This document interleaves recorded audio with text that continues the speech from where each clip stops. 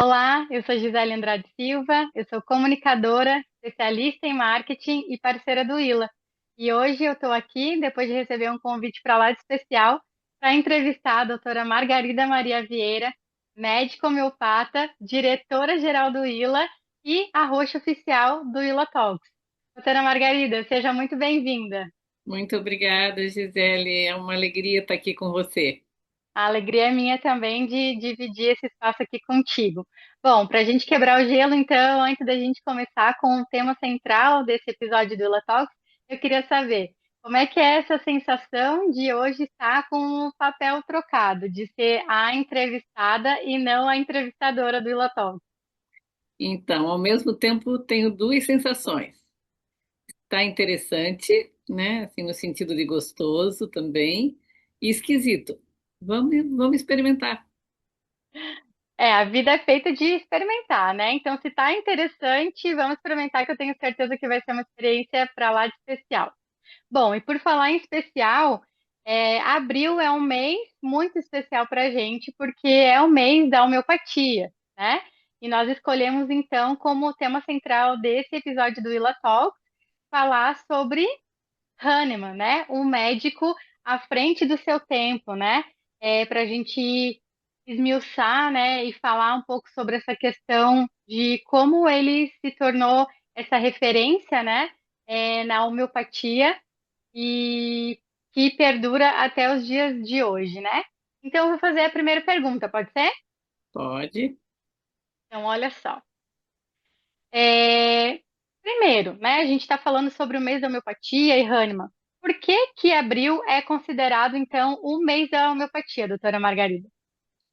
Então, 10 de abril é o dia de nascimento, a data de nascimento de Hahnemann. Então, se tornou o Dia Internacional, o Dia Mundial da Homeopatia. E nós no ILA e muitos, né, muitos colegas também, muitas instituições homeopáticas, né, tornaram o mês de abril o mês da homeopatia. Né?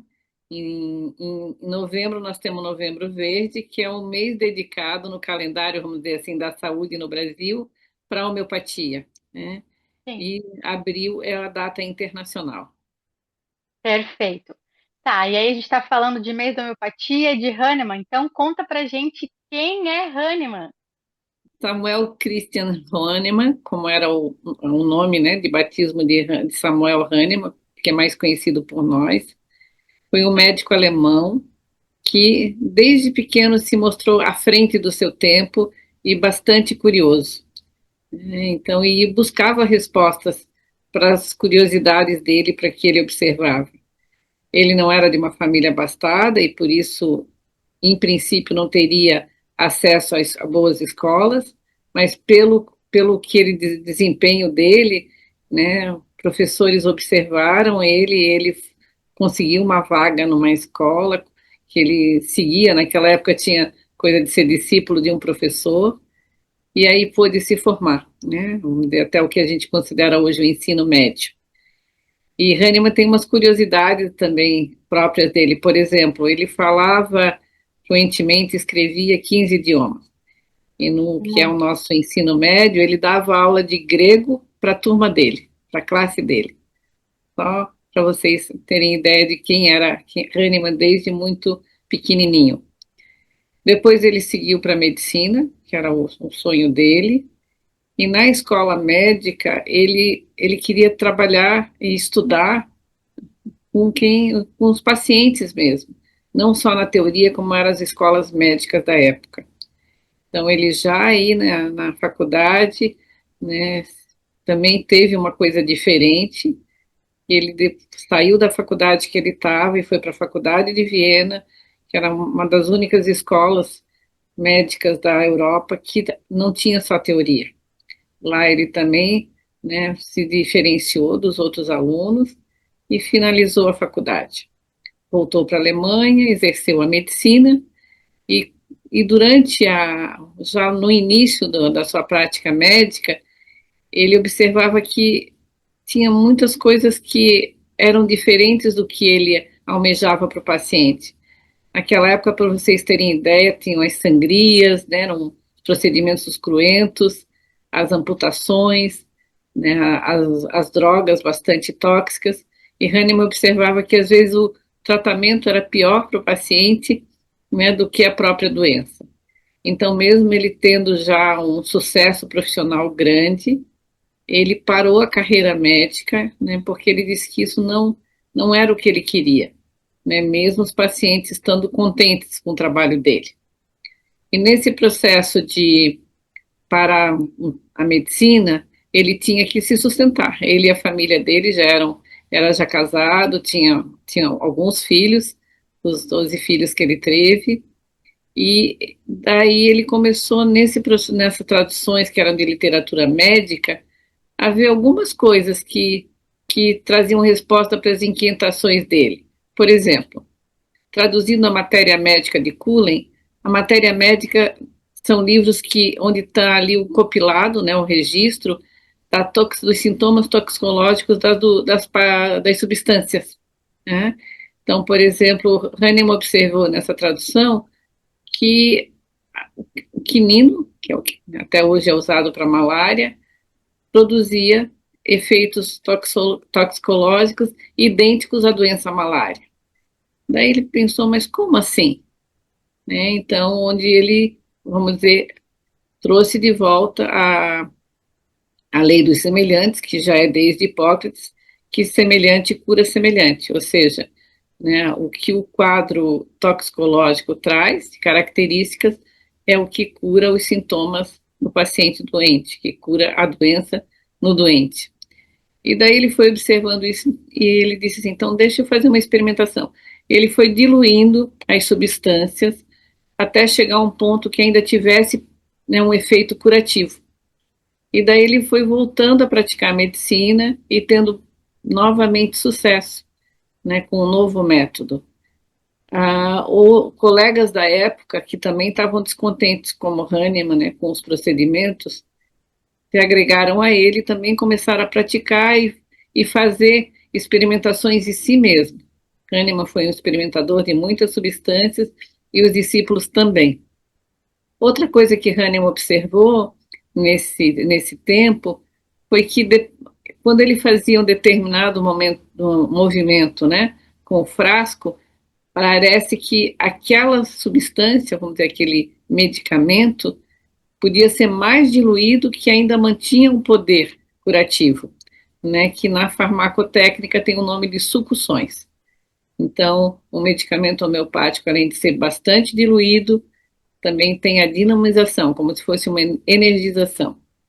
Né? E daí Hahnemann, a partir daí, ele já lá, nas traduções que ele fez, primeiro, ele já escreveu uns livros falando disso, e no transcorrer da vida dele, ele foi escrevendo outras obras muito significantes para nós até hoje, né? Tendo a primeira delas, não foi a primeira que ele escreveu, mas a primeira que nós temos como material de ensino e prática clínica é o órgão da arte de curar, onde está escrito ali todas as bases da homeopatia. E assim Hahnemann, na verdade, nós brincamos que Hahnemann é o maior garoto propaganda da homeopatia, Gi, porque ele naquela época morreu com quase 83 anos, né? Então, e nós brincamos que daí a garota propaganda da homeopatia, que também faleceu longeva e saudável, a Rainha Elizabeth. Então, Legal. Pelas características ali que você trouxe, Margarida, a gente pode dizer, que eu sei, né, que tu também atua na pediatria, a gente poderia dizer que Hahnemann, ele era uma criança com altas habilidades ou algum tipo de neurodivergência? então, provavelmente sim, seria caracterizado como altas habilidades. Agora, neurodivergente todos nós somos, e nenhum de nós tem cérebro igual ao outro. Não, tranquilo. Fiquei pensando nisso, assim, né? Dadas as É verdade. características, assim, né? Porque um prodígio mesmo, assim, né? Bem à frente do tempo dele, né? Sim. E você colocou ali, né? Algumas situações dele fazer essa questão desse. desse teste, né, das substâncias nele mesmo. Então, foi assim que ele descobriu a homeopatia? Então, ele, na verdade, tem um nível de observação muito grande, né?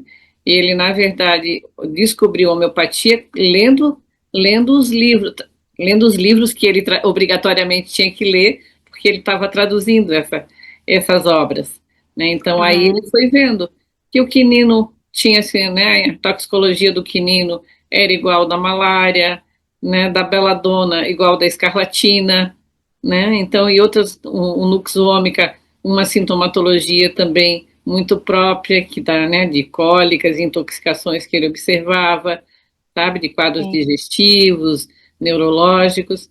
Então, aí ele foi observando e ele conhecia, né, as leis, e daí que ele trouxe, ressuscitou a lei dos semelhantes, tá? Mas foi traduzindo as obras. E daí, claro, toda a evolução do método veio dele. Ele foi experimentador, ele foi o primeiro cientista experimental, vamos dizer assim, nessa parte, né? Nessa área. Então, ele experimentava em si, né? Tem tudo isso descrito, né? Então, veio o quinino, né? Em uma hora senti isso, em 2 horas senti aquilo. Tem todo esse compilado, é fantástico esses registros, que para nós é de grande ajuda na prática clínica. Sim, meu Deus, muito especial mesmo, né? Doutora Margarida, na abertura do Ilatox, né, quando você é quem está entrevistando, você enfatiza uma coisa que eu acho bem interessante, que é conhecimento de medicina vitalícia sendo a sua melhor representante a homeopatia hahnemanniana. Então, a minha pergunta para a senhora o que seria a medicina vitalícia, né? E como ela influenciou Hahnemann na descoberta da homeopatia? Tá, então, medicina vitalista. Então, tem medicina vitalista, medicina mecanicista, que é o que você conhece de uma maneira geral, né? Que observa tal local, tá doente, às vezes vai lá e tira, né? Faz cirurgia, né? Então, vê aquele ponto adoentado. Na medicina vitalista, né? É, se vê o todo. Mas tem uma coisa que eu preciso falar antes disso. Então, o que é o vitalismo? O que caracteriza um ser vivo? Vida, O que é a vida? O que faz ter a vida? Tem, energia? tem algo que anima esse corpo, não tem? Sim. De uma planta, que seja né, de um outro animal não humano, mas tem algo ali, né, Uhum. que mantém vivo. Então, isso é o vitalismo.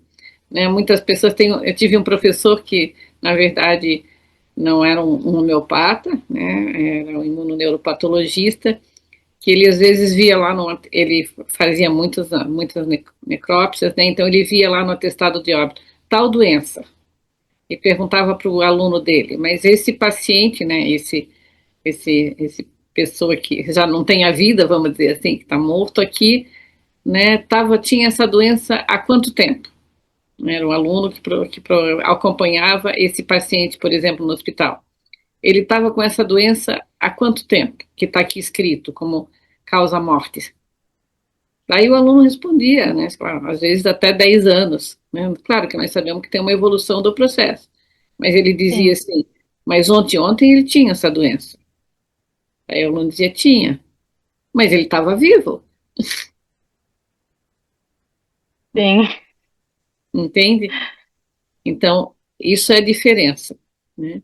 Eu vou ler aqui o parágrafo 9 do órgão, né, que é o livro que eu falei, que foi a nossa obra maior, vamos dizer assim, né, que Hahnemann nos deixou.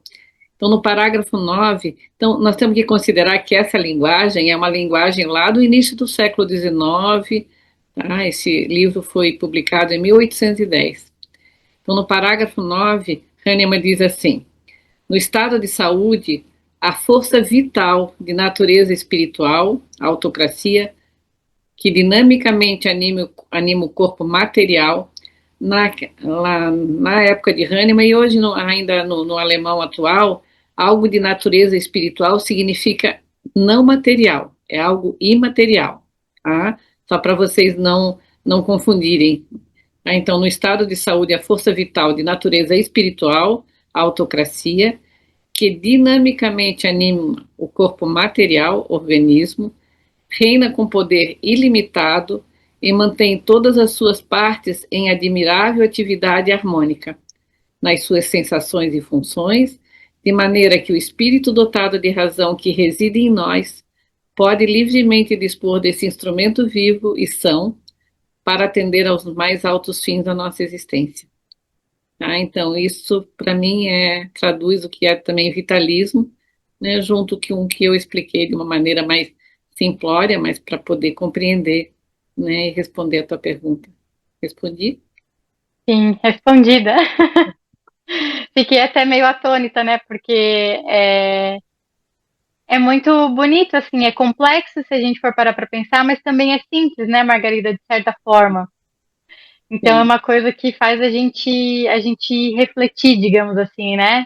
Uhum. Enfim, Sim. A natureza é simples e complexa, como nós também temos toda uma complexidade, né, que funciona muito, muito, muito em rede, como também nós funcionamos, né, com todo o cosmos em rede, né? Então, tem sim. uma complexidade, uma força imensa e é muito simples. É. Fico pensando na egrégora, né? Somos uma egrégora, né, Margarida? Então, vou seguir aqui. Tem uma frase famosa de Hahnemann, né, que é: a verdadeira arte de curar consiste em observar com precisão e individualizar cada caso. Aí a minha pergunta para a senhora é: mais de 200 anos depois, né, da descoberta da homeopatia e dessa frase, né, a senhora acredita que essa frase de Hahnemann, ela ainda desafia a medicina atual? Então, desafia, né? E talvez não tenha sido deixado um pouquinho de lado nas escolas médicas, né? E até por todo uma série de recursos que técnicos que têm disponíveis, né? E a super especialização. Eu vejo que tudo são excelentes recursos, desde que você observe o todo, né? Como disse o parágrafo 9, como funciona a natureza. E se são leis, não tem como mudar isso, né? Então, isso faz parte da arte de curar e da ciência do curar, né? Essa observação com precisão, a observação do todo, das partes do todo. Maravilha. Então, a gente está se aproximando aqui do final desse episódio, né? Que para a gente é um marco, como eu falei lá no início, né? É o 10º episódio do Willa Talks e que talvez vá ao ar no dia 10 de abril, que é o aniversário de Hahnemann, né? Que é o que dá sentido a esse mês da homeopatia, né? Essa comemoração. Então, para a gente encerrar, eu tenho uma última pergunta. Doutora Margarida, se Hahnemann estivesse aqui hoje, né? A senhora acha que ele diria aos profissionais de saúde do nosso tempo? Bom, primeiro eu vejo que ele estaria se aproveitando muito de tudo que está aí disponível, né? Entende de uma, né? Então, o que ele diria, talvez isso, né? De aproveite os recursos que vocês têm, os recursos técnicos, né? Sejam técnicos para fazer diagnósticos, técnicos curativos, tendo sempre em vista, né? O todo daquele indivíduo, né? Que nós podemos ter todos esses recursos e ainda quem mais informação traz, né, para nós médicos, para nós profissionais de saúde, porque aqui eu estou usando medicina, né, eu usei médicos como, né, a arte de curar, né, independente de ser dentista, farmacêutico, médico, fono, TO, físio, sabe, nutrição, essas profissões, né, que estão mais próximas dos pacientes.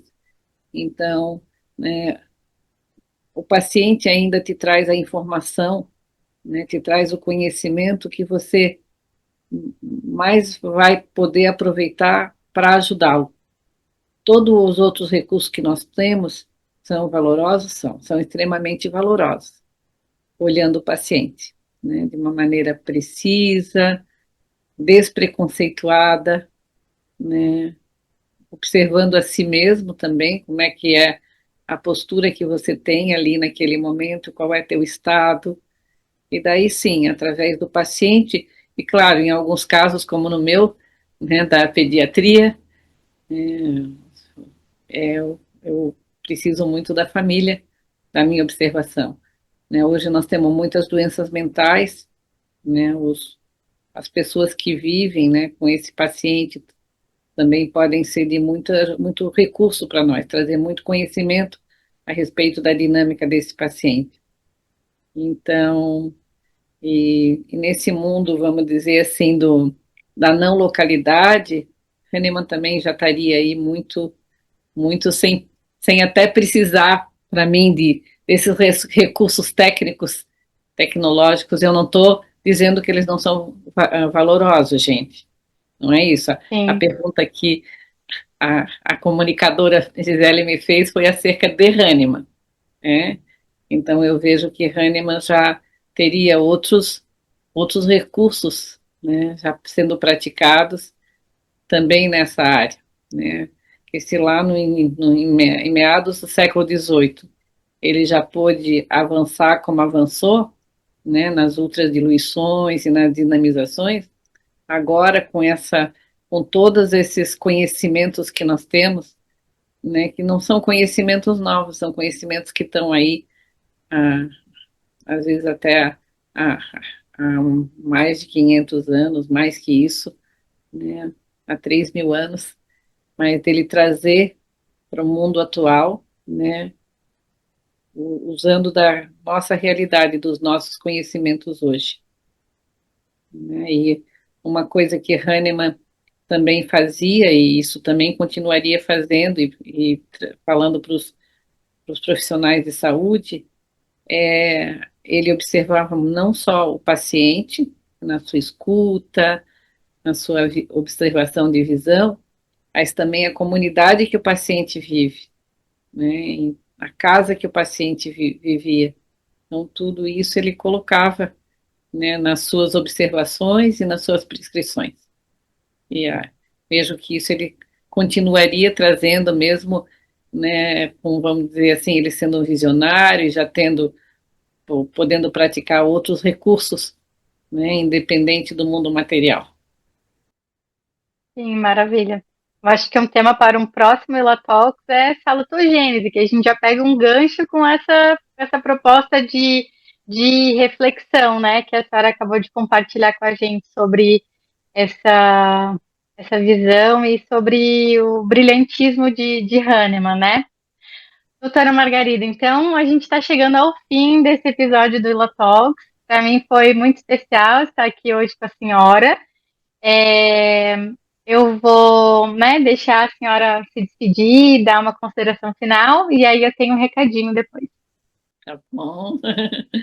Então, você falou que, né, tem a data de 10 de abril, que é de nascimento de Hahnemann, o Dia Mundial da Homeopatia, o episódio 10, e são 10 anos do ILA esse ano também, né?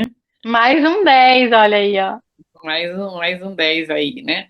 E acerca de Hahnemann, né, e que você trouxe da salutogênese, uma, muitas coisas são desconhecidas. Aliás, a homeopatia é bastante desconhecida, inclusive e principalmente dos profissionais da saúde, gente.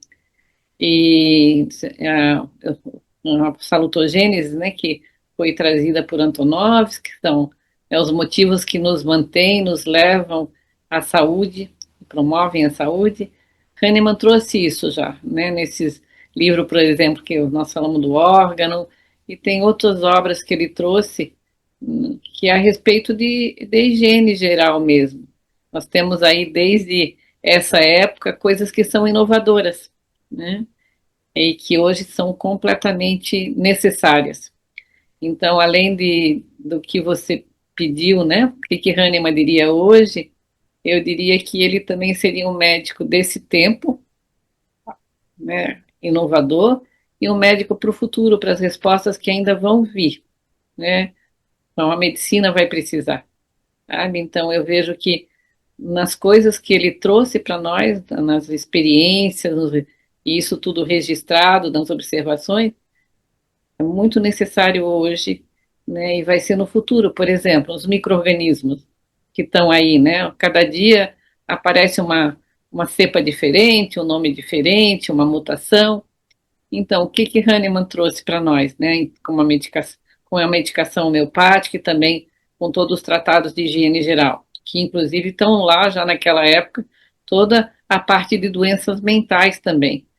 Então, que com o tratamento homeopático, você mantém esse organismo, vamos dizer, no jeito dele falar, equilibrado, né? Ou seja, a sua imunidade, né? O seu nível de defesa está mais presente. Não que, por exemplo, você não vai se contagiar, né? Mas que vai ser diferente. Ou até não vai se contagiar, né? Porque Sim, você está tendo uma defesa, né? Vamos dizer assim, o teu exércitozinho está presente e responde no momento que é necessário. Ele não vai atacar se ele não for necessário, mas ele vai estar ali presente, né? Vamos dizer, as ferramentas necessárias para aquela defesa, para aquele embate. Então, nisso também é uma medicina do futuro, sabe? Também pode estar presente principalmente lá. E hoje, da mesma maneira, né, outra coisa que Hahnemann trouxe para nós, enquanto eu falava agora que é das doenças infecto-contagiosas, mas a terapêutica homeopática tem, pode opa, ser utilizada nas diversas partes da medicina, vamos dizer, em todas as especialidades médicas podem se valer desde a cirurgia, né, que parece uma coisa também estranha, mas pode ser de ajuda nos cuidados paliativos, e na prevenção também de doenças contagiosas, né, infecto-contagiosas. Por exemplo, quando você perguntou, né, como é que Hahnemann chegou, né, nesse processo. Então, ele teve o estudo deles, as observações lá nas traduções que ele fez, e também muitas vezes atendendo o paciente. Por exemplo, ele foi atender um paciente com escarlatina, né, eram 5 filhos, é, 4 crianças estavam com escarlatina e uma não estava. E era uma que estava tomando beladona por um outro processo, que era um processo de artrite. Então eu disse, mas que história é essa? Né? Então daí já numa outra situação que ele começou a ter um surto de escarlatina, ele começou a distribuir beladona. E daí aquelas pessoas não adquiriram a escarlatina, mesmo tendo contato com a escarlatina.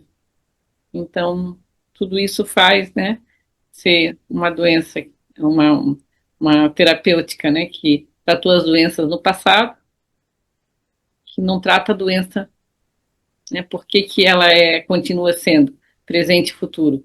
A homeopatia não trata a doença, ela trata o doente, ou seja, o ser vivo, com aquela doença. Então, né, vai estar eternamente podendo ser de auxílio para a humanidade, para os seres vivos. E por isso ela é uma medicina vitalista. isso é muito legal porque eu, né, enquanto paciente homeopática, né, também posso falar que é uma outra visão, é uma outra vida, assim, é muito diferente, assim, né? A consulta homeopática ela é muito diferente da, da consulta alopática, né?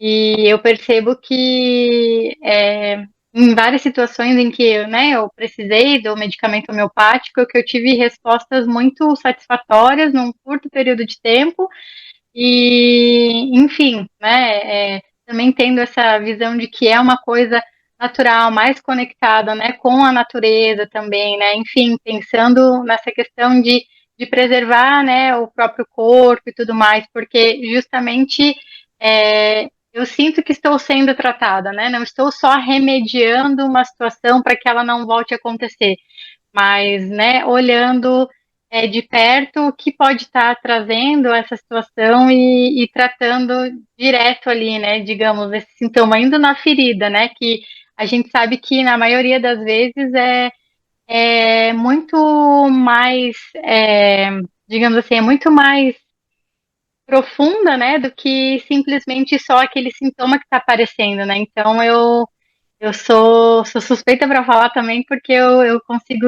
entender essa esse resultado positivo, assim, né? Essa curativa que acontece, assim. Eu me beneficiei bastante, continuo me beneficiando. Inclusive, daqui a pouco já tenho que tomar as minhas gotinhas. Uhum. É, e então, para a gente encerrar, doutora Margarida, eu queria agradecer, né, mais uma vez pela sua presença aqui, agradecer o convite de estar aqui com vocês, né, sendo a host por um dia do Ila Talks. E eu queria deixar o convite, né, para todo mundo que nos acompanhou, né, até o final desse episódio. Curtam esse vídeo, se inscrevam no nosso canal para vocês receberem os próximos episódios, né? E vocês também podem interagir com a gente, seguir o nosso perfil no Instagram, Instituto Ila. A gente espera todos vocês, né, por lá. E é isso. Muito obrigada, doutora Margarida, e até o próximo episódio de Latão. Obrigada a você e a todos nesse mês festivo. Sim, 10 anos de Ila, episódio 10, dia 10, aniversário de Hahnemann e Dia Internacional da Homeopatia. Magnífico.